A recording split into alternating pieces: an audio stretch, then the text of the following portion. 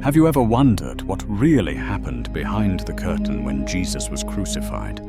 Not just what the eyes could see, but what unfolded in the realm we can't see.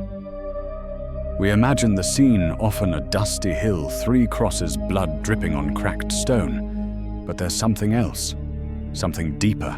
Because on that same day, while Rome carried out its brutal justice and the crowd jeered and mocked, another courtroom was in session, not in Jerusalem, but in eternity. And in that courtroom, everything changed. Lucifer watched from the shadows, smiling, convinced he had orchestrated the ultimate humiliation of the Son of God. He had seen Jesus bleed, seen him beaten, seen him broken. He had watched as the nails pierced his hands and feet, and he drank in the sound of every gasp for breath. He believed he had won. But he missed something. As the sky grew dark and the earth began to tremble, the veil in the temple tore, not from bottom to top, but from top to bottom. Heaven initiated it. Heaven interrupted. And in that exact moment, a confrontation began that Lucifer never saw coming. The Archangel Michael stepped forward his armor, not for battle this time, but for justice. Uriel stood beside him, fire burning in his gaze. They weren't there to fight with swords. They were there to present the truth. And the truth is what Lucifer will not withstand. They stood in the eternal courtroom of heaven and laid out the evidence, not on scrolls, but written in blood. Not the blood of defeat, but the blood of redemption. Michael declared, "This is not a martyr's death, this is a transaction." Uriel added, "And the price has been paid in full." Lucifer sneered, "Look at him, forsaken, rejected, weak." But Michael stepped closer, eyes blazing with a holy authority that made hell itself tremble. "You still don't understand," he said. "This moment is your undoing. Because the very blood you shed, the pain you helped inflict, is the key to every prison you ever built. The blood of Christ didn't just drip into dirt. It dripped into time, into every century, every heart, every broken place." And the courtroom echoed not with accusation, but with declaration. "It is finished." You need to sit with that. Not as a religious phrase, not as a cliche, but as a verdict. Final, binding, eternal, because in that moment something shattered. Sin lost its legal claim, death lost its sting, and Lucifer lost his weapon. You see, what happened at the cross wasn't just a death, it was an exposure. All of hell's strategy was laid bare: manipulation, deception, fear, shame. The same tools he's used since Eden turned back against him in one single moment. Jesus, the perfect lamb, bore it all, and then declared it done. And here's what's wild: the courtroom didn't go silent.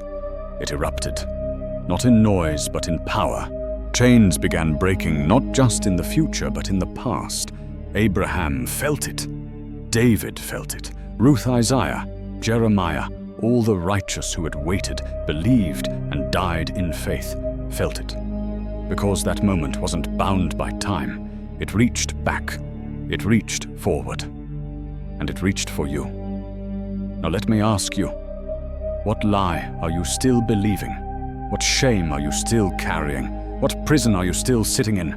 With the door already wide open, because the blood didn't just cleanse it, cancelled the debt, cancelled the guilt, cancelled the hold hell had on your life.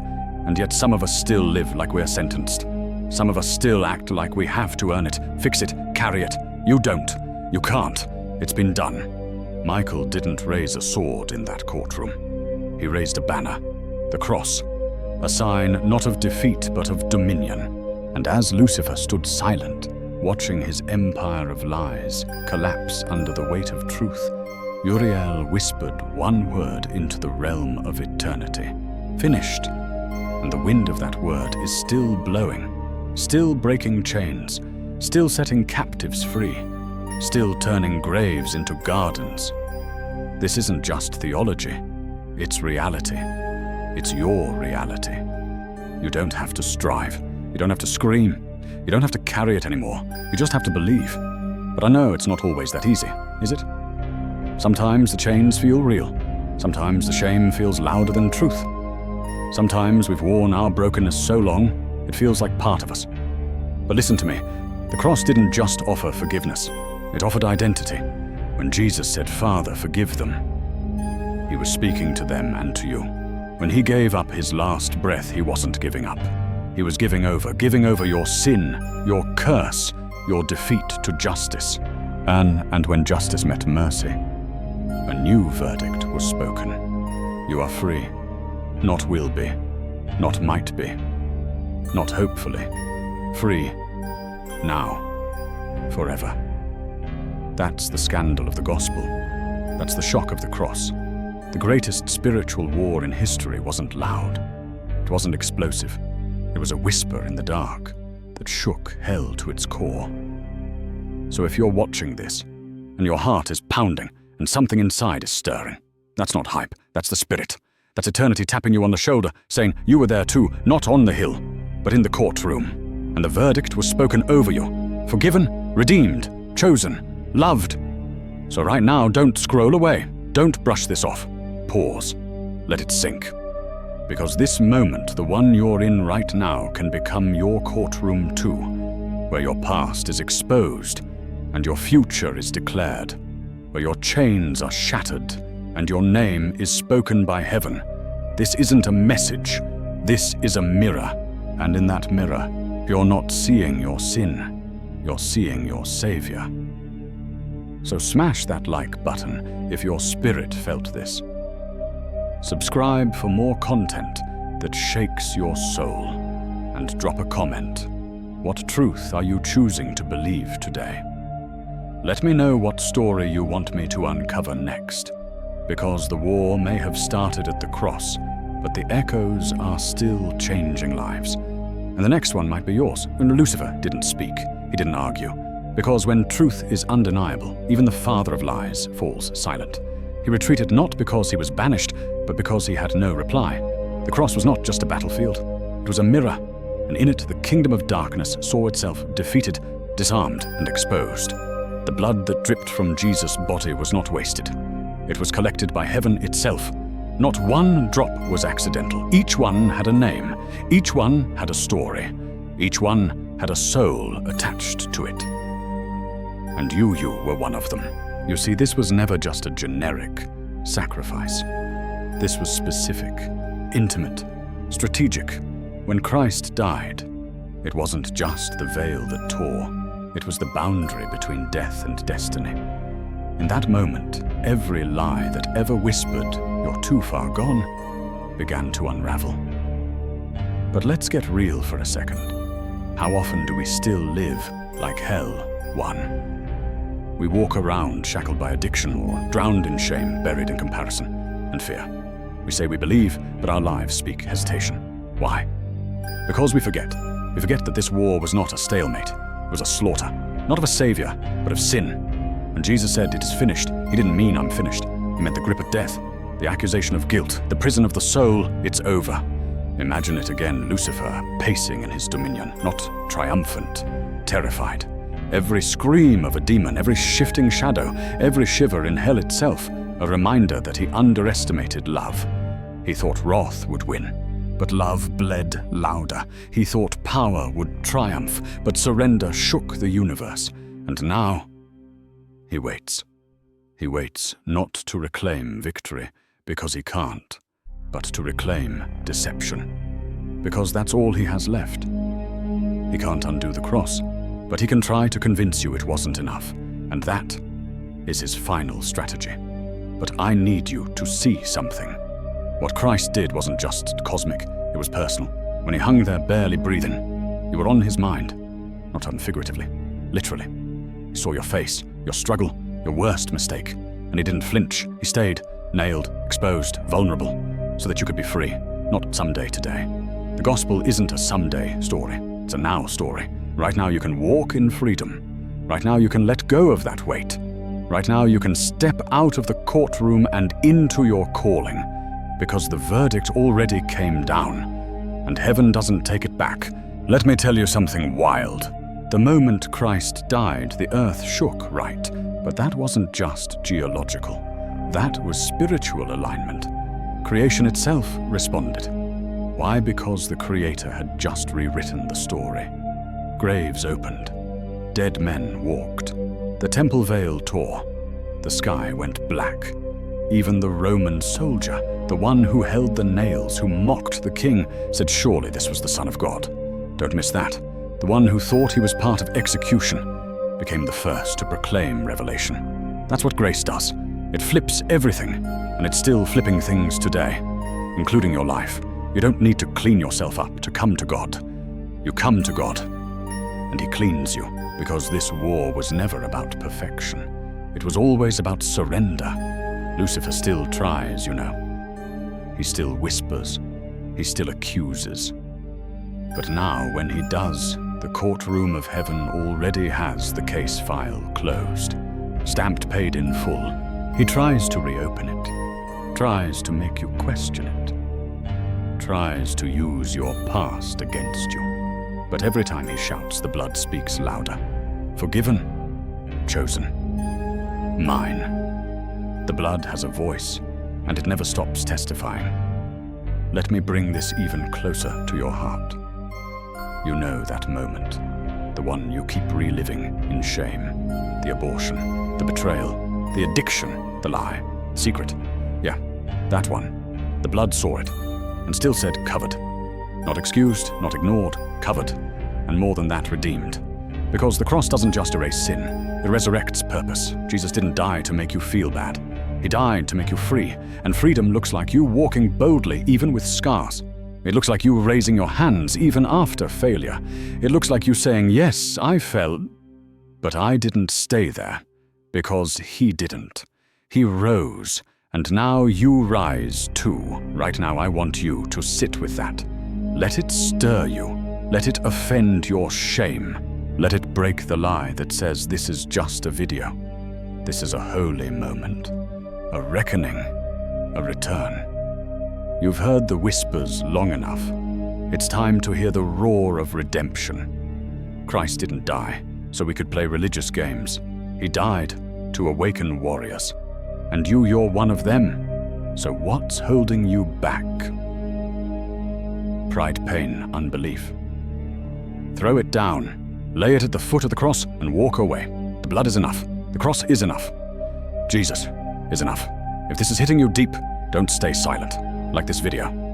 Subscribe for more truth that tears lies apart, and drop a comment below. What part shook you? What chain is breaking right now?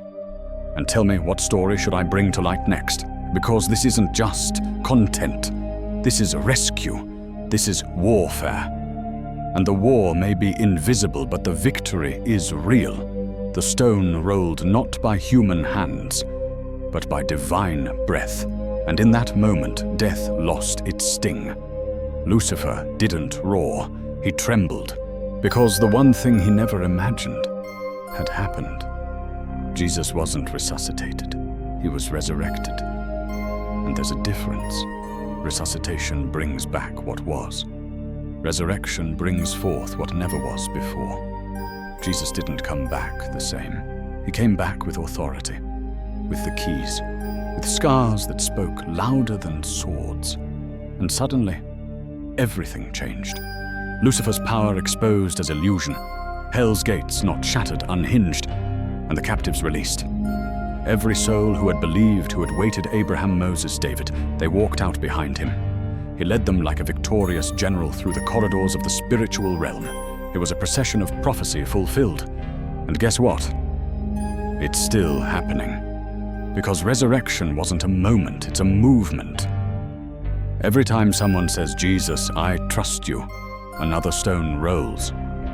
Another chain breaks. Another grave opens. You see, this isn't about religion. This is about reversal. What was meant for death became the birthplace of life. What was meant to silence now sings. And here's the wildest part.